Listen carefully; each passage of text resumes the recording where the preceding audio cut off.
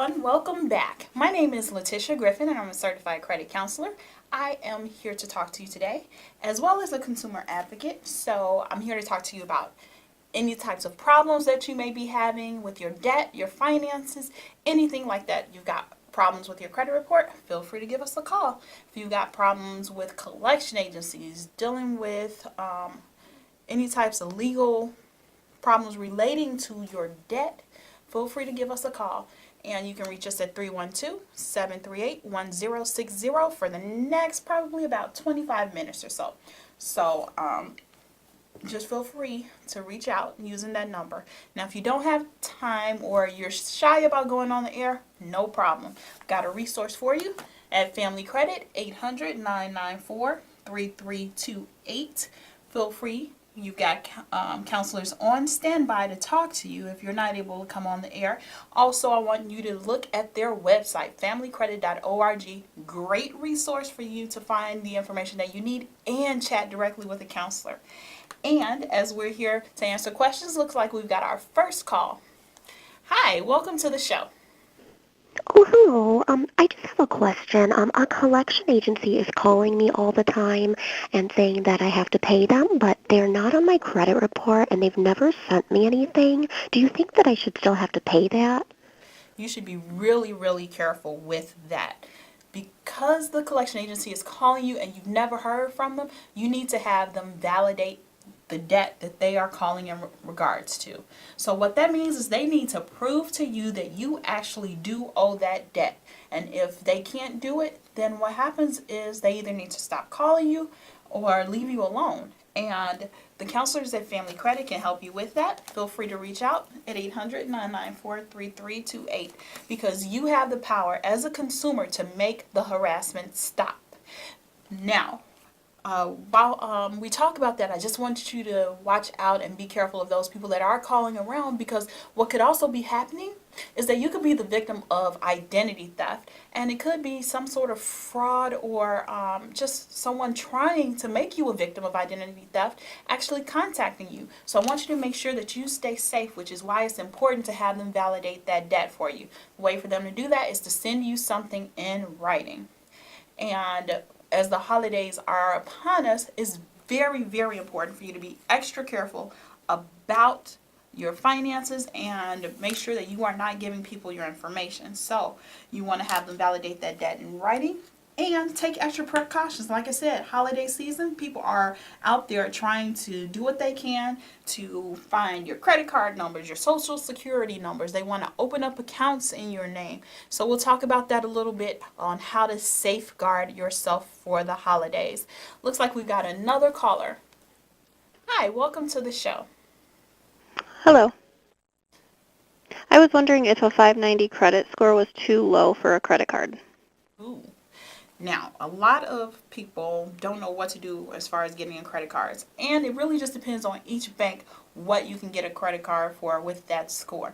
Now, there are some credit card companies that will issue you a card, but you've got to be careful about that.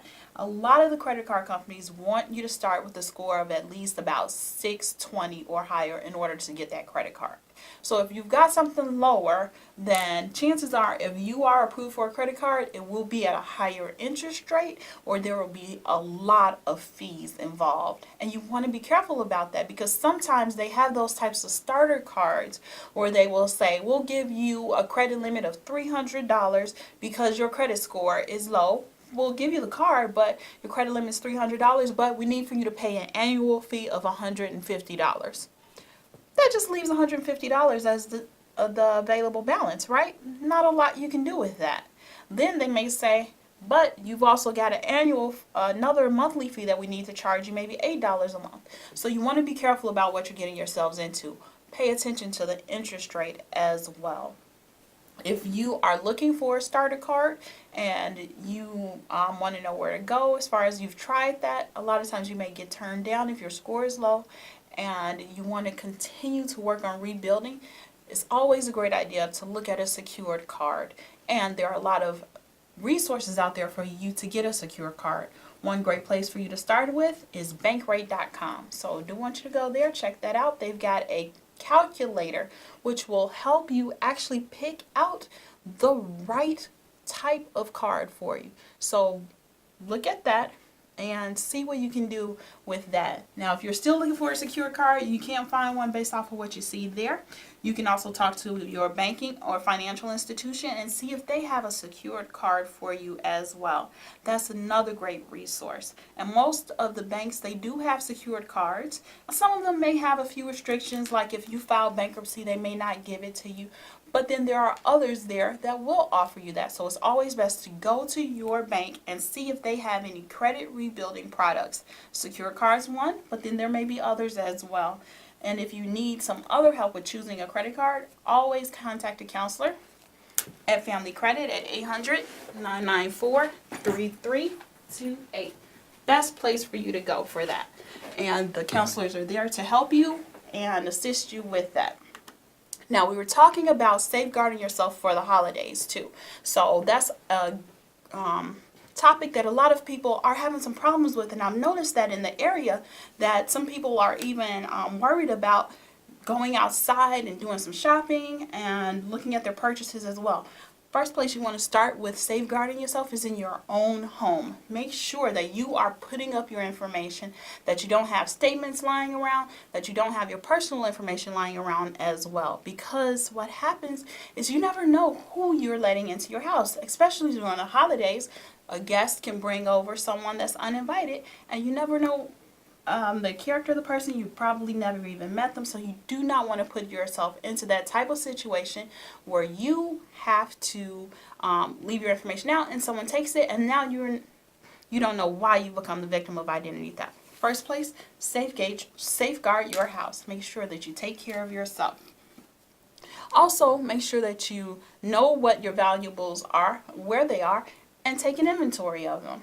Keep those valuables locked and keep everything else locked up as well. So your paperwork, important papers, information, social security card, make sure they are guarded under lock and key. You don't want to carry certain things on you. They always say never carry your social security card in your wallet. So we'll go over a few more tips in a second, but right now we've got another caller. Hi, welcome to the show. Hi, I'm just wondering if paying on collection accounts will raise my credit score. Ooh, that's a really good question. And a lot of people want to know that too. So when you're thinking about paying off a collection accounts, it really can impact your score, but in some cases it can make things worse. It all depends on how you handle it and what your goals are, what you will do next. So if you've got some collection accounts, always best to take a look at your credit report, take a listing of everything that is there, and look at the dates that they appear on your credit report. So if you've got a collection account, and let's say you've got something from October 2017, it just hit your report, and then you have something from, let's say, 2012, and it's a collection account, you haven't really heard of it, you know it's there, then you want to look at what's the most recent account on your credit report for you to actually tackle and to improve things. So you want to look at that account that just hit in October. That's where you are going to start working on paying that off or getting arrangements with that. And that's really going to go a long ways. Touching the one in 2012, it's great to have that paid off, but if they haven't said anything, it's not necessary. So you want to go with your most recent first. The difference is if you pay off everything and you have nothing positive there to counteract that negative or to improve things, then your score is going to sit stagnant. And in some cases, it can actually be lower. So you want to make sure that you've got some positives to interact all negative information on that credit report. Looks like we've got another caller. Hi, welcome to the show. Hi, I recently applied for a loan but was denied. What is the best website to get my credit report? Okay, if you have received a denial letter, the first thing you want to do is see if they've given you an adverse action notice.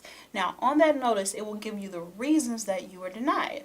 Also, it'll tell you where they received your credit bureau report from. Now, why I think this letter is important is because it also entitles you to a free credit score, a free credit report. The best place that you can possibly ever get your credit report is annualcreditreport.com. So make sure you check that website out. But also use this letter that you received, what's called the adverse action letter, and use that to get a free copy of your credit report. So that means you've got access to it twice. So if there's something wrong on your report, you can do a dispute, have that information updated or removed, and get another copy of your credit report as well, which will show that information. So that's why I think it's best to either to use annualcreditreport.com or use that adverse action letter. If you have problems pulling your report, you can always contact a counselor and they can help you with that. They can actually go over everything with you. They can help you with what's on it. They can help you decipher it and set up payment arrangements with your creditors. And that's always a big, big help because it'll go a long ways in making sure that your credit is returns to good standing. And that's what you want. Looks like we've got another caller. Hi, welcome to the show. I have a question. Okay. What can we do? So my boyfriend wants me to co-sign for a car loan because his credit's not that great. Mine's better, but I'm a little nervous about doing that. How would that affect my credit? Okay. Well, if he's asking you to co-sign for auto loan because it's really because he doesn't meet the standards. And you can do that, but you've got to know that it will affect you because this is going to weigh hugely on your credit, your income, so it really does affect you. If he's not able to make that payment, it falls on you. So if you're looking at saying yes to that, you want to just look at your budget, make sure, and say, hey, if I don't have enough money to pay this, if he does not have enough money to pay this bill, I'll pay it each and every single month. And even that might even be a good way for you to start saving more too. So let's say the car note is $350. He's going to be paying at $350 each month, but for security for yourself, you need to be putting $350 in the account each and every single month in a separate account just for you in case something happens. A lot of people have problems because they co-sign for someone and the original person stops paying for whatever reason. They could lose a job. They could just have no intents on repaying the debt, and it falls solely on you. So you want to be careful with that and make sure that you protect yourself. Best thing that you can do in that scenario is to not co-sign at all. That person, if they're struggling, they can contact a counselor, family credit. They can look at different ways to improve things, to get their credit together, to deal with collection agencies, repossessions, whatever problems that they're having. And that way it takes you out of that too. A rule of thumb, a wise person once said to me that if the banks are in the business of making money and they actually say no to a person and it's their job to say yes, who are you to say yes by putting your own emotions into it? So you want to make sure that you think about it thoroughly, and if you are going to do it, do what you can to protect yourself because you're taking on that risk. Now, again, we're talking about how to protect yourself during the holidays, and making sure that you keep your information safe is the best way to do that.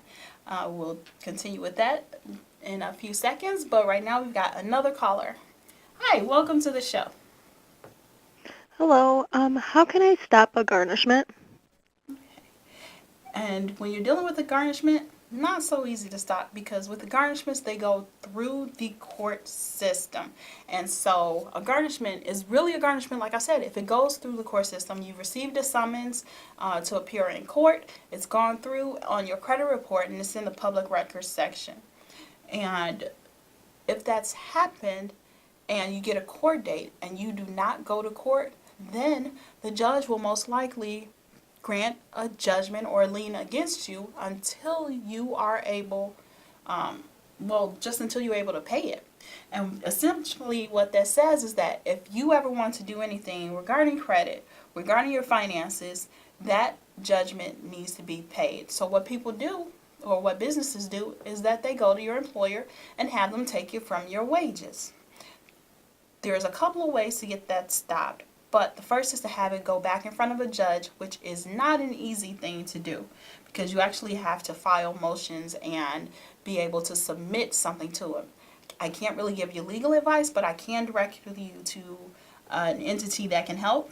In Cook County, you can call the Carpels And their phone number is 312-738-9200. They give you free legal advice and they can help you find help. And again, that number is 312-738-9200. So it's a legal hotline. You can ask them information on that. Also, if you got a garnishment, you want to make sure it's a garnishment because it's gone through the court system. If you haven't gone through court, then it's not really a garnishment. If you've got someone that's just starting to take money out of your paycheck, it's not considered a garnishment if it has not gone through the court system. So sometimes we've got those lenders that will go out and just get permission from us to contact our employers to take the money directly from our paychecks. And that is called a wage assignment. Great thing about wage assignments is because you gave them permission to contact your employer and take your money, you can actually have them stop by taking that permission away. So that's what's called revoking your wage assignment. Counselors at Family Credit can help you with that, 800-994-3328. If you are struggling with a wage assignment and you need to know what to do, that's a great resource for you because all you have to do is tell them to stop, and the counselors can help you with that process. So something for you to look into if you got payday loans, if you're struggling with finance companies that may have you sign that notice. So those are ways that you want to protect yourself. Find out more, find out how to get that to stop, because you don't have to stay under those loans. You don't have to stay under that those pressures and them taking your paycheck. So that's a good way to get back on top of things, stop that snowball effect, and just get control of your finances again. Again, we were talking about safety during the holidays. One thing that I want you to stay in mind, or I want you to actually just stay alert. Make sure that you're watching your surroundings. Make sure you're watching everything going on. Every transaction that you have, pay attention. If you're at a restaurant, you're dining out, and you give someone your credit card, keep in mind someone else can easily look at that number or pick that credit card number up. And you just want to be mindful of that. There are some people that I have seen actually take the credit card to the station where the waitress is and have them ring it from there. That way they know for sure no one's looking at their credit card number. But you also have to think there could be people that are there doing that on purpose too. So stay mindful, stay alert, make sure all of your things are locked up. And then the one thing that we do need to think about again is just our credit over this holiday season. Don't go crazy. Don't spend crazy. You want to keep in mind and think about your credit situation and how you are going to recover during the holidays. Make sure that you're keeping on track with your balances, looking at your debt and your credit limits, making sure that you're not spending too much, and that you can actually afford the payments once the holiday is over. That's going to be key. Then also pay attention to your credit card statements as they come in. There's a lot of times where a charge may come through that we not recognize, and I see more and more where people aren't even paying attention to the credit card statements, where they don't look at the statements and don't look at what they're being charged until it's too late. So stay diligent, stay active, stay alert, and look at those statements. Look at your credit card statements, your utility bills. Make sure that you can recognize those charges, and the minute that you don't, you want to report it. What you want to do first, report it to the credit bureaus. Now, there's 3 credit bureaus that we've talked about. We've got the TransUnion, we've got Equifax, and Experian. So when you're looking at those credit bureaus, if you tell one that you've been the victim of identity theft, they will tell the other 2. So just reach out to one, and what will happen is they will put a credit alert on your credit bureau report, so that anyone that's trying to get credit in your name, there'll be an alert that goes off, and they'll be diligent with that. And the next step for you after that, after you've got this alert going on your credit report, is you need to file a police report. And a lot of times you can contact the police station. They can tell you how to do that, how you get your report number. And that's important for you, especially when you're dealing with your credit. Because right now, what happens is that after you contact the credit bureaus, like I said, they put that alert on there. But that alert is just temporary. So you do want you do want to get the police report. And a lot of people, they don't go through to that next step. And they find themselves in a worse off position because they did not go through the whole process. So you've alerted the credit bureaus, go to the police department, get that police report, and then you are going to submit that police report to the credit bureaus. Now, once the credit bureaus have that police report, what they are going to do is they're going to do a full-fledged lock on your credit report. That lock's going to stay there for about 7 years because you have put that on your credit report. And you want to make sure that, like I said, you submitted all the information, you're paying attention. And sometimes, a lot of people, they want their credit reports locked or they want that alert on there, but they don't fully understand what's all happening with that. And with that credit lock, what happens is anytime anyone tries to open an account in your name, it's not going to happen. But guess what? Anytime you try to open an account, it won't happen as well, unless you notify the bureaus ahead of time that this is what my intentions are, this is what I'm going to do. And so you can contact the credit bureaus. They've got 800 numbers for you to do that with. And you can make sure all your information is accurate, that you have no more accounts. You can talk to the customer service department and just do whatever you need to do. If you've got some problems with that, and let's say you're not even sure if you've been the victim of identity theft, then it's always great to have a counselor go over your report. You can do that at 800-994-3328 or at familycredit.org, and they can help you go over all of your accounts. Always best, especially right now, we're heading into the new year. Be diligent about your accounts, be diligent about your report, look at all the collections that you may have, any types of medical bills, anything that you feel you need help with, you want to pay off, you want to get your credit back in order. This is the time to start. Take the full inventory and look at it so that you can discipline yourself for the new year coming in on how to improve things. Because a lot of times people haven't even looked at their credit report, and you may think, I can't do better, my score is not going to get better, everything I try, it doesn't work. But if you keep trying, if you're taking the right steps, then it will pay off and your score will increase. It's never too late. Remember, like I said, you want to always look at the most recent because your score only looks at the last 24 months worth of history. So if you got any other questions, we'll be talking about collections. We'll be talking about just all types of negative information, improving your credit, maintaining your score. Those are some topics we will touch on next week. And we'll see you as this holiday season continues. Talk to you next week. Take care.